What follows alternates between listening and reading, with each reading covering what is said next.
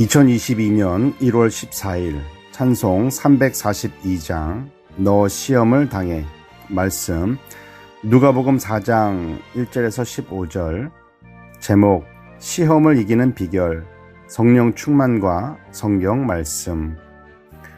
침례를 받으신 예수님은 성령 하나님께 이끌려 광야로 가셔서 40일 동안 금식을 하셨습니다. 예수님께서 금식하신 후 하나님께 받은 사명을 시작하기 전에 가장 먼저 찾아온 존재는 사탄입니다. 사탄이 예수님을 찾아온 이유는 하나님께 받은 사명을 감당하지 못하게 하려는 것이었습니다. 많은 그리스도인들이 신앙생활하면서 이런 착각을 하는 경우들이 있습니다. 사탄은 평소에 말씀과 기도 생활에 게으른 사람들을 상대로 공격하고 말씀과 기도로 성령이 충만한 사람에게는 공격을 하지 못한다고 말입니다. 성령으로 충만한 사람, 성령으로 충만한 교회는 문제가 일어나지 않는다는 착각 말입니다. 그래서 어떤 문제가 생기든지 하던 일이 잘 안 풀리게 되면 이상하다, 말씀 생활, 기도 생활 열심히 했는데 왜 이런 일이 생기는 거지? 하게 됩니다.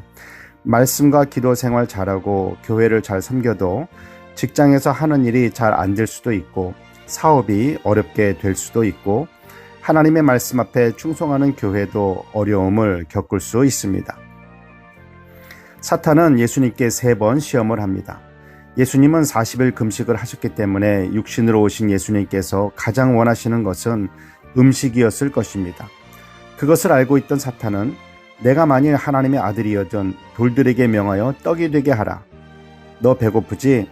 너의 배고픔을 해결하기 위해 기적을 행하라고 합니다. 예수님은 사람이 떡으로만 살 것이 아니라고 대답하셨습니다.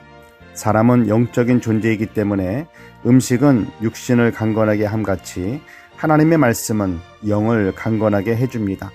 사탄은 사람을 육적인 존재로 유혹하지만 우리는 하나님의 자녀 영적인 존재임을 늘 기억해야 합니다. 그리스도인은 먹기 위해 사는 존재가 아니라 음식을 먹는 목적은 하나님의 뜻을 이루기 위함입니다.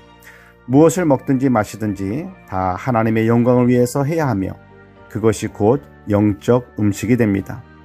사탄은 예수님께 세상의 모든 영광을 보여주며 이 모든 권위와 영광은 내가 넘겨받은 것인데 내가 만일 나에게 절을 한다면 내가 이 모든 영광을 너에게 넘겨주겠다 했습니다. 예수님은 주 너의 하나님께 경배하고 하나님만을 섬기라고 대답하셨습니다.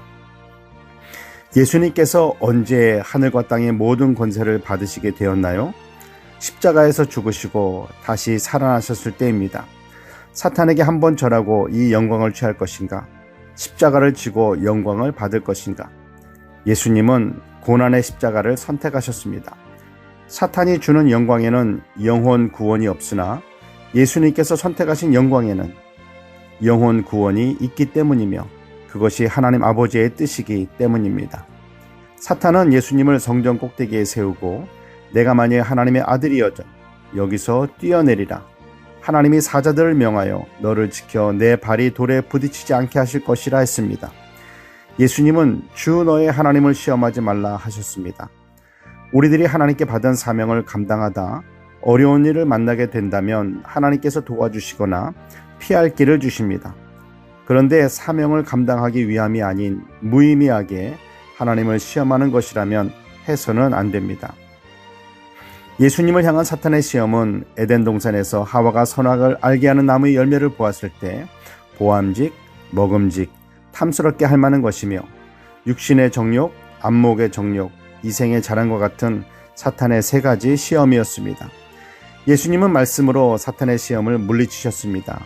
이러한 시험은 오늘을 살아가는 우리들에게도 동일하게 찾아옵니다. 어떻게 사탄의 시험을 물리칠 수 있을까요? 예수님께서 성경 말씀으로 물리치신 것처럼 하나님의 말씀, 성경 말씀으로 물리칠 수 있습니다. 기도하겠습니다. 사랑의 하나님, 성령으로 충만한 사람에게 사탄의 시험이 찾아오지 않는 것이 아니라 성령으로 충만한 사람은 사탄의 시험을 하나님의 말씀으로 물리치는 것임을 깨닫게 해주셔서 감사드립니다. 성경 하나님의 말씀의 검으로 사탄의 공격을 물리치고 승리하는 삶을 살게 하옵소서. 예수님의 이름으로 기도드립니다. 아멘.